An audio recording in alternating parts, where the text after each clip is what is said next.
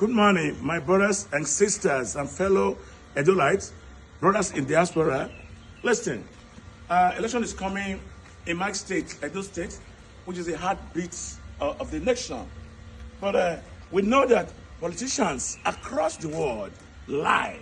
They lie, they lie, they lie. But I've never seen politicians who lie like Nigerian politicians. I'll tell you why. A couple of days ago, or weeks ago, Edo State, which is the heartbeat of the nation. But we know that politicians across the world lie. They lie, they lie, they lie. But I've never seen politicians who lie like Nigerian politicians. I'll tell you why. A couple of days ago, or weeks ago, we were seeing it on a rise. We will have the acting chairman of APC, my friend, my brother, Jared Tenebe.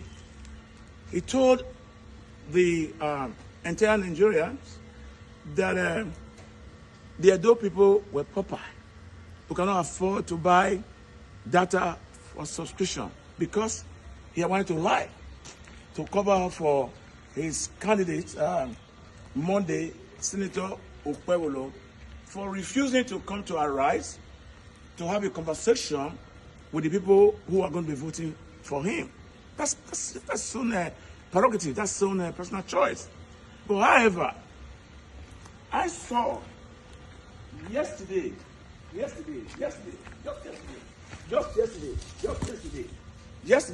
I saw Osagbavo Iyoha, my very good boy, my son, my friend, you know, my family member, lying again, not just lying this time around, but insulting the Edo women, whether you are Isha, whether you are Afema, whether you are Unchi, Osagbavo Iyoha. I'm going to attach a clip of this with shown in our channels. Terms of administration of the state.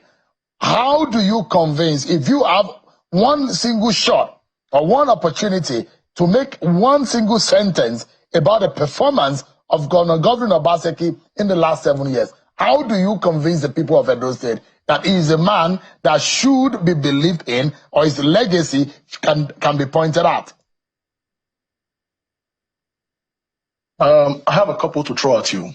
Number one, this was the epicenter of prostitution and illegal immigration.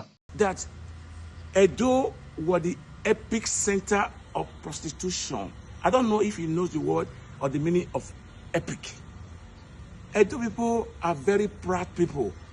Oba Atokpe, who were known as people who have pride, that even as proud as we were, we don't even sleep with other nationality. We don't, never. So let me educate the PDP and Osagbavo Iyoha. There have been migration. I've been all over the world. There have been prostitution all over the world. So Edo was never the epic of prostitution. So I think Osagbavo Iyoha, the chief of thug, not chief of staff, you should apologize to Edo women, because my daughter is an Edo, my mother is an Edo, so you cannot insult the Edo people as the epic of prostitution. No, you couldn't. You shouldn't. No, how dare? And also let me tell Jared Tenebe again of the APC that we Edo people, we are very rich people who can afford that. Is if Okpewolo comes to take interview with you, is he talking to people? He will be talking to you and some few people in Lagos, there in Ikoyi, who can afford DSTV. Edo State people cannot afford DSTV where you can be heard. And now, ladies and gentlemen, you could see how the APC and PDP, they are on the same side of the coin. It's just back and forth. I've told you severally that since 1999, since the inception of politics of madness in Nigeria, 25 years, these people have destroyed the fabric of democracy. So your only choice you have left now, if you can see the man who has been consistently honest, trustworthy, is a man from the Labour Party, Osagbovo Olumide Akpata. He was the former NBA chairman. In his time when he ran for office, nobody who has ever challenged some of the unmerited senior advocates of Nigeria. He did.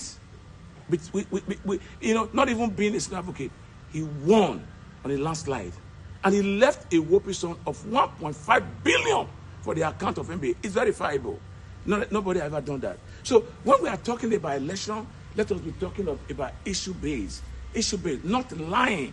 Osagbovo has been campaigning on issue-based. He has been campaigning that we must take this to a different level. All right? We are tired of seeing politicians saying we are not going back to Egypt when we are still in Egypt. We are saying that we are going forward this time. That's why you see in our own a symbol, you can see Papa, Mama, Peking. That is life. It's an issue based. Not umbrella. Umbrella will tear and wear off. It has tear already. Because when the rainy season is gone, you don't need umbrella. And when there's no dirt in your room, you don't need broom. This symbol symbolize what they represent as people. Finally, Osagbovo in that program did not tell us if he has renounced courtesan. Because Norekianse Godwin has told us he's going to eradicate courtesan from Edo State. But how can you eradicate courtesan from Edo State where your kitchen cabinet member are described as Shehu are also known courtesans? I challenge Osagbovo Iyoha, the chief of staff or supposedly chief of Tog in Edo State, who attacked me at Orokpota when I was defending the vote of Labour Party, to come out and tell Edo State if it does not belong to any court, or if it does, if he has renounced. And if I'm lying about Osagbovo Iyoha belonging to a court, may Ogun kill me. May I never succeed in anything I lay my hand on. But if I'm not lying that Osagbovo belongs to court, God, every time I'm always vindicated. May you, Almighty God, vindicate me. Thank you.